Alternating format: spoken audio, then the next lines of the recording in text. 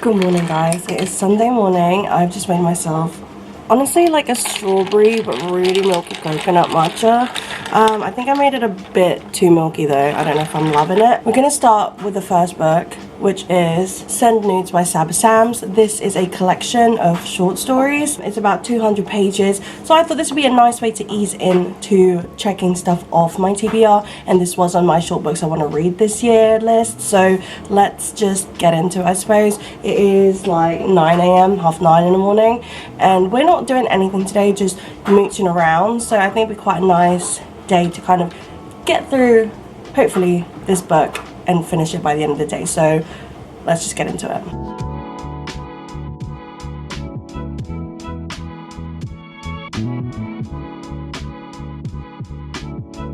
Catch up time. So it is now Monday evening. I've just finished work. I did finish Send Nudes by Saba yesterday, so I give that a 3-star just because the ones that I really liked, I really enjoyed. Nothing was like life-changing for me in my opinion, but I still really enjoyed it. And then there was some that I think maybe that's like a me problem, whereby the whole premise of it kind of went over my head. It's all very metaphorical, but I really enjoyed how each story revolves around the female experience, like a woman's experience in life throughout kind of like girlhood to womanhood. It was really interesting to see the maturity and immaturity that would both be shown at the same time during each stage of a woman's life. It was really interesting in that sense, and it was just, I don't know, I still really enjoyed it. I think we need to chill with thinking that 3-star reviews are bad. 3-star for me is like, it was good, it just wasn't like super like life-changing for me, and personally I think it was just like a preference thing perhaps, but I did really enjoy it, and I would highly recommend reading it if you are a fan of books like My Year of Rest and Relaxation, something like that. I think you might want to give this book a go. And because it's a short story collection, I think it was such a good way to just get the momentum going. So I finished that, gave that a 3 stars, and then I picked up the second book of the video, which is The Cinnamon Bun Bookstore. I needed something light and fluffy and easy to read because I read Tender as the Flesh, which was just crazy in its own right just before I read Send Nudes, so I do feel like I am due for just like a fun fluffy little romance. And when I say that the variety of reading that I do is wide, it's literally, well, in my opinion it is anyway. I also wanted to show you this cute little parcel that came through from my book club, Secret Santa, but I am so excited because this is a book that I have been wanting to read for so long. It is Amal El Mortar's This Is How You Lose the Time War. I have heard nothing but wonderful things about this book, and this was next on my to buy list. I'm going to be making dinner and trying to make a dent into the Cinnamon Bun Bookstore. I am on page 51, which is chapter 6. This has been so cute so far, and I think I like the duo in this more already than I did for Pumpkin Spice Cafe. I feel like there's a little bit more depth already with these two. She's like quite an uptight, serious bookshop worker, whereas the male main character is like this happy-go-lucky, super carefree. I think he does like fishing tours, so it's such an opposite attract thing, but he's already like into her, and she just doesn't see it because she just doesn't realize just how good she actually is, just how pretty she is. She's very unassuming as a character, but she's very like, oh my god, I need to get my life together. She's turning 30 and she's panicking, and I love that because I turned 31 recently, and I remember being 30 as an uptight, serious person. I was very much like, oh my god, have I wasted my 20s, blah blah. So this is a really fun way of kind of reliving it and kind of relating to it, especially because my husband is very much, he loves fishing, he is Mr. Happy-Go-Lucky, just like super carefree, super laid back. So I don't know, I feel like I'm finding these characters very relatable because of that. So I'm hoping to get to page 100 at least this evening, but I do want to play a bit of Animal Crossing. Anyway, I've been talking for like 10 minutes at this point. So Cinnamon Bun Bookstore, let's go. Hey guys, so we are now on page 220 of the Cinnamon Bun Bookstore, and let me tell you right now, I did not expect to be loving this book as much as I am, just because I fully expected it to be exactly the same as the Pumpkin Spice Cafe in a sense of all vibes, no plot. I thought that the Pumpkin Spice Cafe had the best atmospheric like vibe to it. If I say vibe one more time, actually punch me in the throat. But yeah, it had the, you know, it had the autumn theme down pat.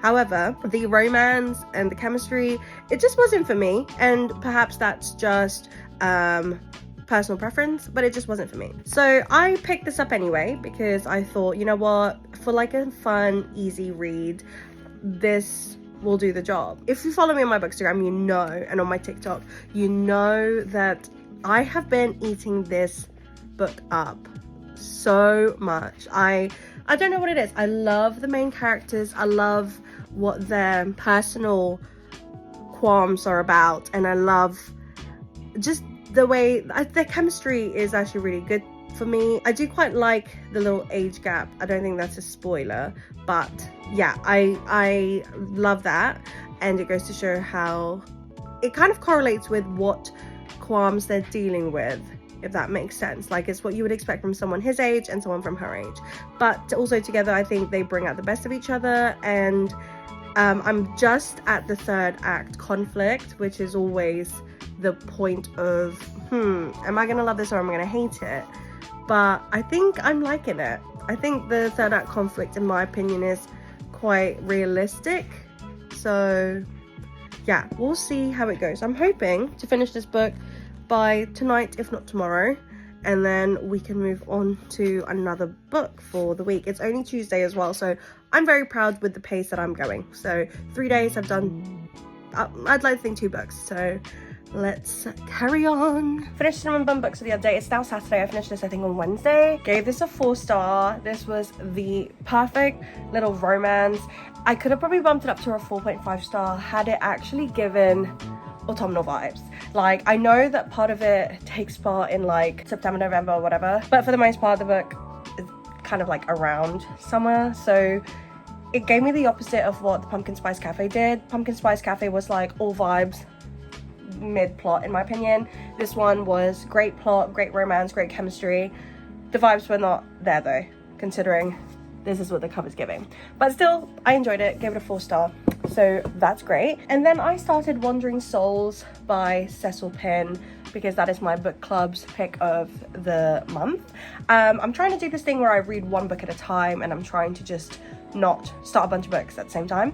However, Wandering Souls is so flippin' sad. I was 13 pages in, like my book was already tabbed up, sticky notes, like annotations, underlining, like full-on comments in the margins, tear stains on it.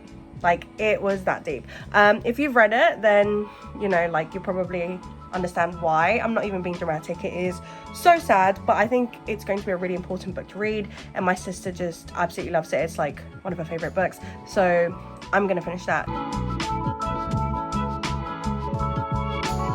Hey guys, this is me 13 pages into Wandering Souls.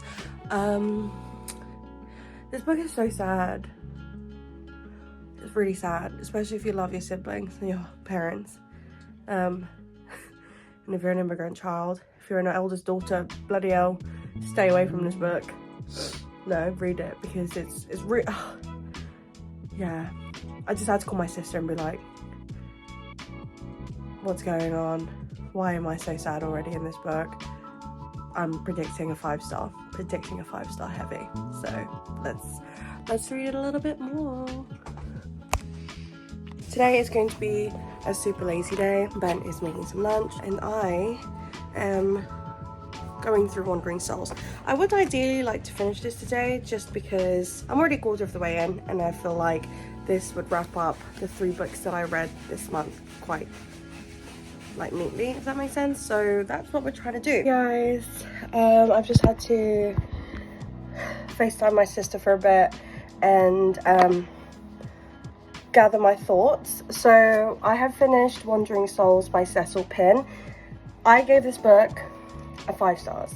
This, I understand why my sister was like, read it. 5 stars, 5 stars, 5 stars.